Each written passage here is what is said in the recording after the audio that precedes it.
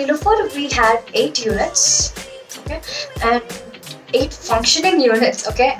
In each unit, we used to have around 30 cases. What I would do as an intern was that whatever cases that I they have been separated in 3 different rooms, and then every day I used to go randomly go take a few cases, take out the case sheet, and then their case sheets are very big, okay, huge, because they have to write down the milestone history, birth history, and all of it.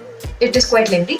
And then almost every alternate patient admitted there, Jesus. And then reading about febrile Jesus, I didn't know so much about it, but then once I've seen so many cases there, I in fact understood what febrile Jesus meant and how I'm supposed to manage them. Now, all of the drugs that you read in your pharmacology for anti-epileptics, yes, we use them, all of it. Literally all of the drugs, they use extensively in pediatrics. It's not like you only use that Eptoin. You don't hear the word Eptoin there, okay? That is how pediatrics is. And then you use extensive drugs, and drug sensitivity, blood cultures are very important, especially in childhood. Apart from that, as an intern, most of the time we used to be in the corridor, which we call a marathon.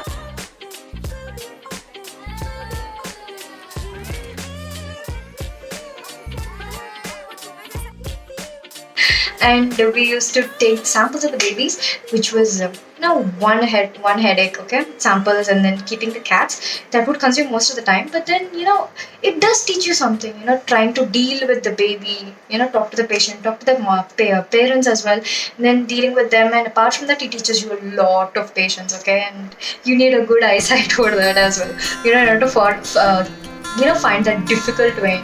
It is quite hectic there, and then all of the babies crying and all of it. That was bad. And apart from that, in the wards, I used to go take out the case, read the case, and then I used to go sit there, take my pediatrics book. I used to go read the case beside the patient as well. Okay, I used to talk to the patient, interact with them, and then we get the CT scans done, CT, NCCTs, and then we used to take the patient because the baby had to be still, so we used to go give medas. Even for EEG, I learned how to do an EEG. Okay, and then a lot of medas as well. Medas helps a lot. It's a life-saving drug there. And apart from that, we used to have postings on duty day. We were posted at emergency service room, that is called the ESR. Apart from that, we do have isolation room, that is for the COVID suspected babies. And apart from that, we do have an emergency OP running 24/7. Okay, and ESR is the heart of the hospital. Okay, there are other things like PICUs, NICUs, SNCUs, and all of it, but then we weren't posted there because there were around 60 interns in pediatrics posting, and yet we do have a shortage there, because people are so consumed there in ESR and then EOP, because that is the demand there, and such emergency cases are put up there, and then we weren't posted specifically in NICU. But then I wish I did take out some time to go there and learn with my own personal interest, but I didn't because it was quite hectic already. And ESR, you have around 30 patients admitted there, and then you get to monitor them, blood transfusions, things that I only read, I have seen people doing in India in pediatrics.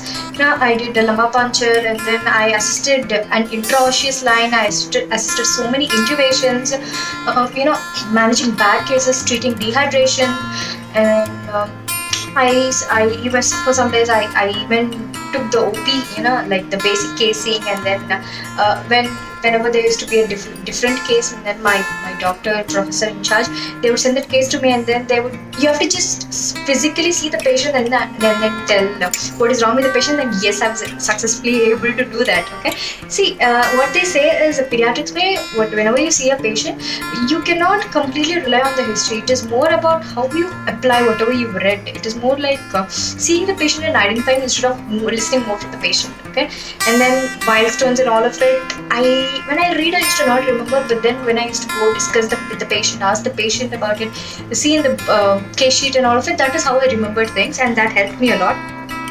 Bone marrow aspirations, I have assisted, and then anthropometry, it's been on my fingers. I've been just doing randomly calculating anthropometry so much for so many babies, and then I've assisted CPR, intubations, and then bronchopneumonia, treated bronchopneumonia cases, atypical pneumonia, so many nephrotic syndrome cases, managing BP for so many babies. when we used to read about nephrotic syndrome, I didn't know that it was so severe in pediatric age group, because one ESR duty mein you get to monitor around 15 to 20 patients with nephrotic syndrome. They would come from wards for BP checkup. And then patients in shock, both warm shock and cold shock, I was able to see. And then transient tachypnea of newborn, and then respiratory distress babies, and then babies with meconium aspiration. All of these cases, such wide variety of cases, Fanconi's anemia. I got to see such different cases and such unique cases. Angelman syndrome, and then Williams syndrome. I saw so many cases that I never thought I would actually see. Okay, and yeah, cases are kept in the ward for almost 2 months together.